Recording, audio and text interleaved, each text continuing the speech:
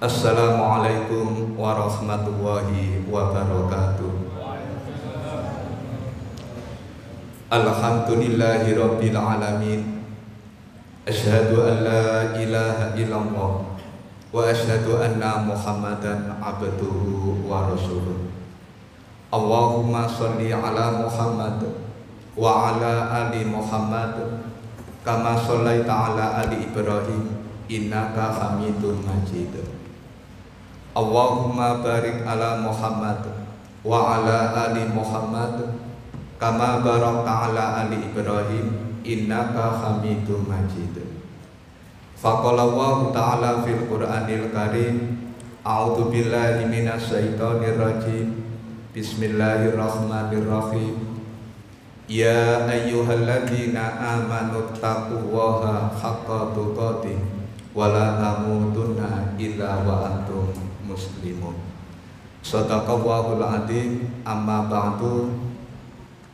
Kaum muslimin, jamaah sholat isya Masjid Al-Mahdi yang senantiasa dirahmati Allah Subhanahu wa Ta'ala, pada kesempatan malam hari ini izinkan kami sedikit menyampaikan kajian singkat atau bahasa lain kultum dengan tema konsep zakat fitrah yang produktif, yang bisa meningkatkan kesejahteraan umat Islam yang ada di sekitar kita.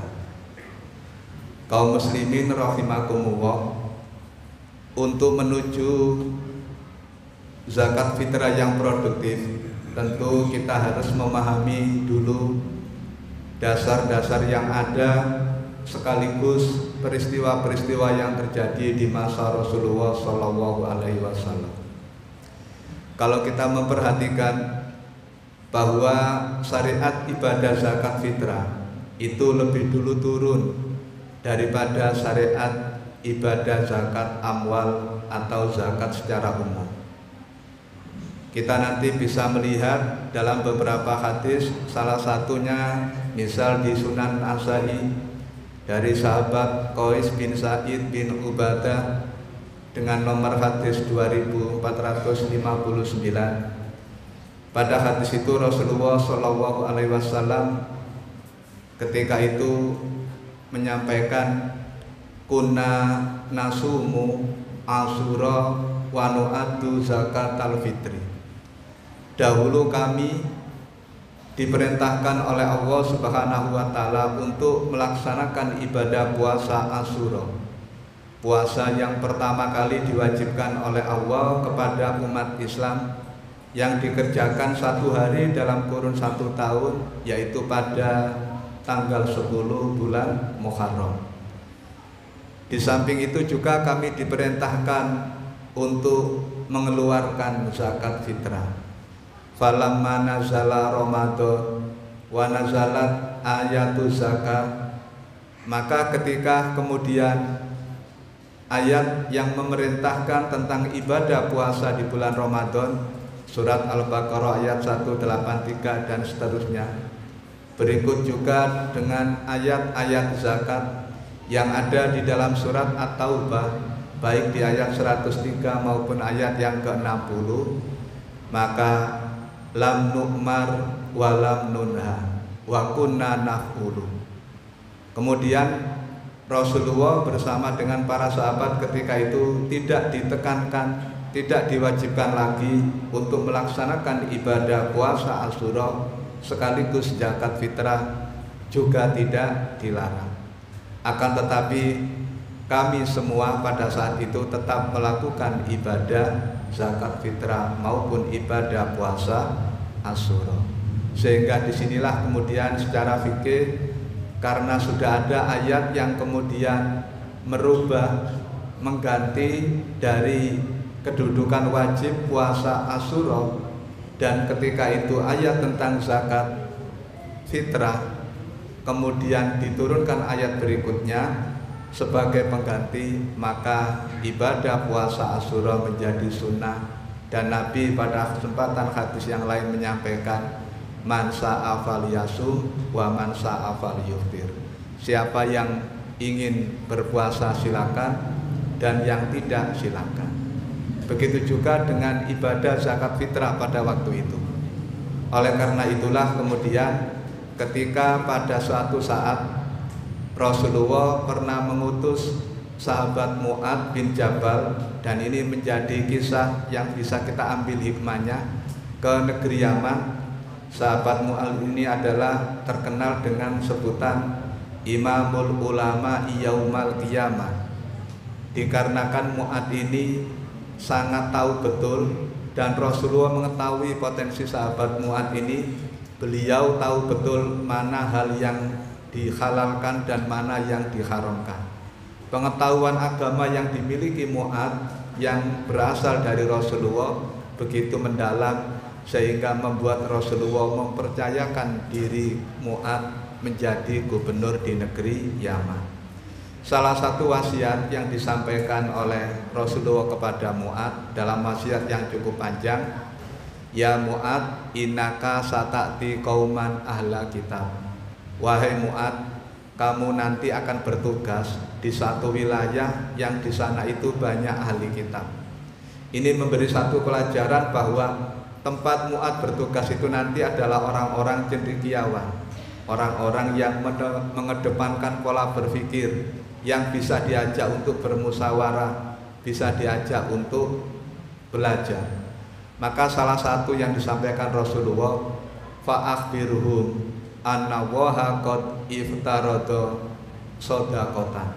Mu'adz, dari sekian banyak salah satu yang kita ambil sesuai tema kita, sampaikan kepada penduduk Yaman bahwa ada kewajiban untuk berzakat, bersedekah.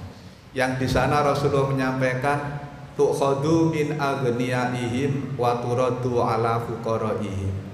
Zakat itu diambil dari orang-orang yang kaya, yang mampu, untuk diberikan kepada orang yang tidak mampu. Dari kisah ini kemudian Mu'adz betul-betul melaksanakan apa yang disampaikan oleh Rasulullah. Salah satunya nanti di kitab Sahih Bukhari di bab zakat ada, bisa kita baca nanti literasinya, dari sahabat Tawus, atau ada yang mengatakan Tawus ini adalah kalangan tabi'in tua yang berjumpa dengan Mu'adz, tapi beliau belum berjumpa dengan Rasulullah.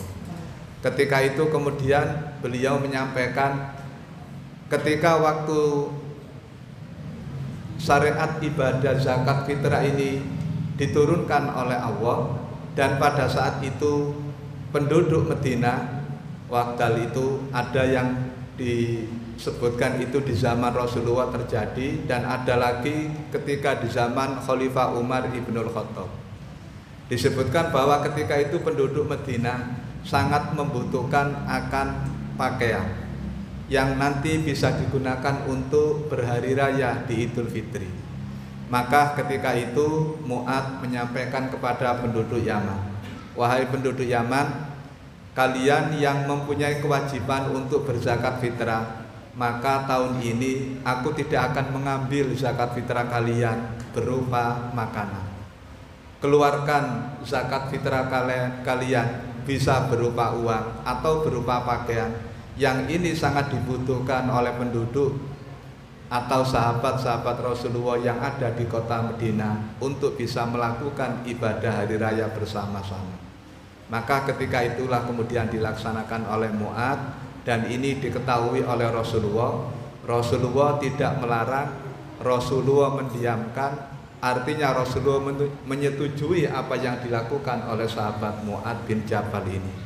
Dan ini kemudian terjadi lagi nanti di zaman Khalifah Umar ibnul Khattab. Jamaah kaum muslimin yang dirahmati Allah Subhanahu wa taala. Sekarang kita ke masyarakat kita. Di masyarakat kita yang sering terjadi ketika ibadah zakat fitrah itu dilaksanakan, masih banyak di kalangan masyarakat kita itu ketika seorang itu menjadi muzaki dari zakat fitrah, kita mengeluarkan zakat fitrah, tapi kemudian ketika pada kesempatan yang lain kita ini diberi oleh amil atau orang lain zakat fitrah. Padahal di dalam agama tentu semua syariat itu diturunkan oleh Allah untuk membentuk komunitas masyarakat ini menjadi lebih sejahtera. Semestinya ketika orang itu sudah mampu berzakat fitrah, maka pada saat itu tertutup untuk menjadi penerima. Makanya memang sebaiknya, dan ini terjadi di zaman Khalifah Abu Bakar As-Siddiq, ketika beliau baru menjabat, sahabat-sahabat sebelum itu ketika membayar zakat baik mal maupun fitrah kepada Rasulullah. Ketika zaman Khalifah Abu Bakar As-Siddiq menjabat, banyak sahabat ini yang membayar zakat itu tidak ke panitia. Yang waktu itu di zaman Rasulullah dimotori oleh Rasulullah dengan sahabat-sahabat yang lain, ada Abu Bakar, termasuk ada Mu'ad, ada Salim dan sebagainya. Terus ketika pada zaman Abu Bakar As-Siddiq, mereka ini mengeluarkan zakat dikeluarkan di internal, di dalam keluarganya sendiri. Ada yang misal dari suami diberikan ke anak, kemudian anak seterusnya ke istri, dalam keluarga. Sehingga di saat itu diketahui oleh Khalifah Abu Bakar, beliau kemudian bermusyawarah dengan sahabat Umar. Umar, kalau umat Islam selepas ditinggal Rasulullah seperti ini, bagaimana jadinya? Maka kita perlu menyampaikan dan perlu mengeluarkan kebijakan. Di saat itulah kemudian salah satu kebijakan yang dikeluarkan oleh sahabat Abu Bakar, siapa yang sepeninggal Rasulullah ini memisahkan antara ibadah sholat dengan zakat, maka akan aku perangi mereka, akan aku berikan tindakan yang tegas bahwa itu adalah perbuatan yang tidak benar.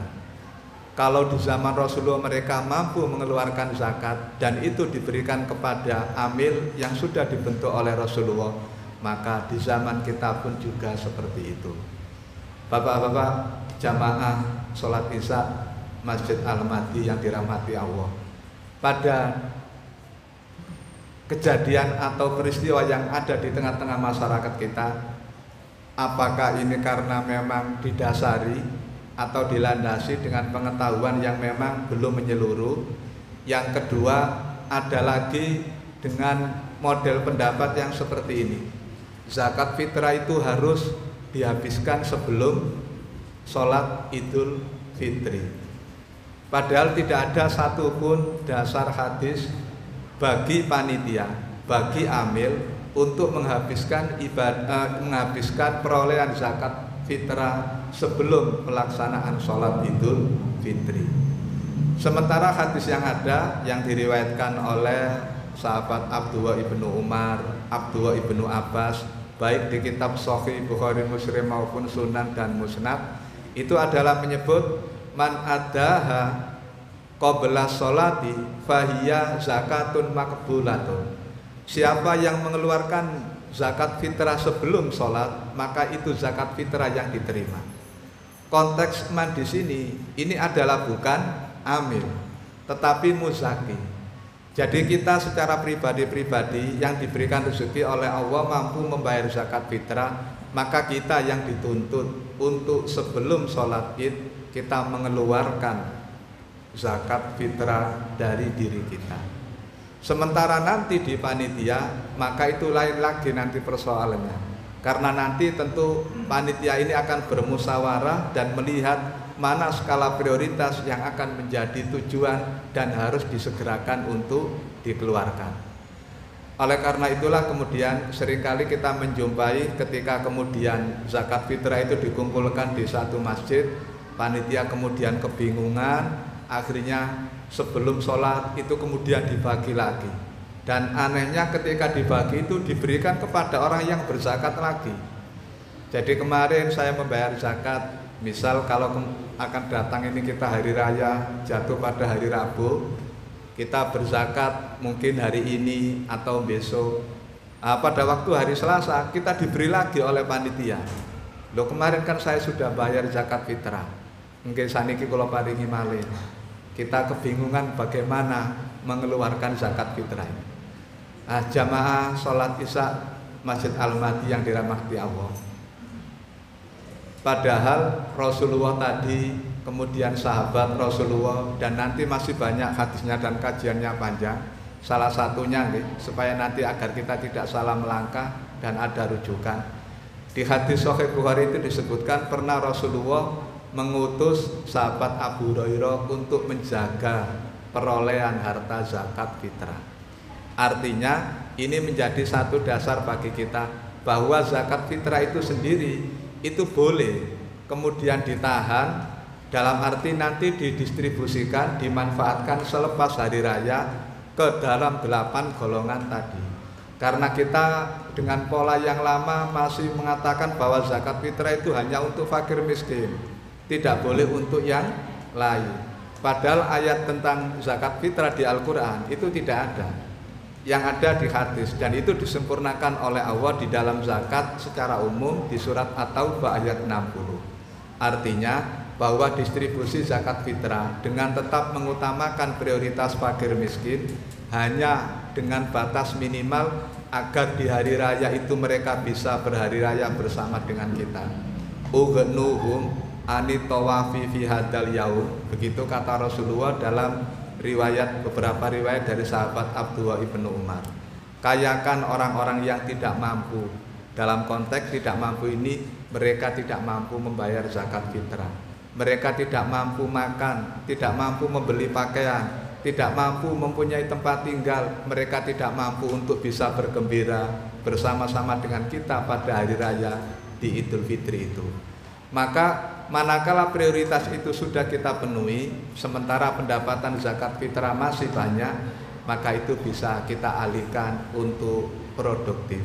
Dalam arti selepas hari raya, tentu melalui musyawarah di panitia, kita coba untuk mencari mana warga kita, mana masyarakat kita, kelompok masyarakat kita yang mereka itu tidak mampu membutuhkan modal untuk bekerja. Maka kita berikan zakat fitrah itu kepada mereka. Mana kelompok masyarakat kita, ngapunten, minta maaf, barangkali ada yang terlilit hutang. Ia mungkin terlilit hutang dengan pinjol yang begitu dalam. Maka mereka selaku gharim punya hak untuk bisa menerima bagian baik dari zakat fitrah maupun zakat mal. Mana di antara warga kita yang tidak punya tempat tinggal, maka perlu kita bangunkan rumah dari perolehan zakat fitrah sehabis prioritas yang utama tadi sudah kita lakukan. Dengan pola-pola yang produktif itulah diharapkan tentu zakat fitrah itu ke depan memberikan kesejahteraan. Tidak dengan pola yang lama dikumpulkan ke panitia, setelah dari panitia dibalik nomane tenggene dikembalikan lagi kepada yang membayar zakat. Dan ini yang menjadi ironi sekali, banyak di kalangan umat Islam masih memahami bahwa ibadah zakat itu ya ibadah beberapa hari itu saja, zakat fitrah itu. Nek wis mari riyaya setelah selesai hari raya sudah lepas, tidak ada usaha untuk kemudian menggiatkan dan mengefektifkan perolehan zakat fitrah itu agar bisa mengangkat kesejahteraan umat. Padahal Rasulullah SAW banyak memberikan contoh. Pernah satu ketika sahabat Qabisah niki matur, Rasulullah kula niki mantun dijaluk itu loh, saya habis dimintai tolong oleh saudara saya, bahwa saudara saya ini punya terlilit hutang yang begitu banyak, tolong berikan sebagian harta zakat kepada kami agar kami bisa gunakan untuk melunasi hutang. Maka oleh Rasulullah memerintahkan kepada Abu Hurairah, ambilkan zakat itu, baik zakat fitrah maupun zakat mal, berikan kepada orang ini, karena memang orang ini punya hak untuk mendapatkannya. Di sisi yang lain kemudian ada sahabat yang minta, Rasulullah saya minta bagian dari harta zakat baik mal maupun fitrah. Nabi melihat sahabat itu, kemudian Nabi menyampaikan, hukum yang sudah diturunkan oleh Allah, Nabi tidak berani mengubah.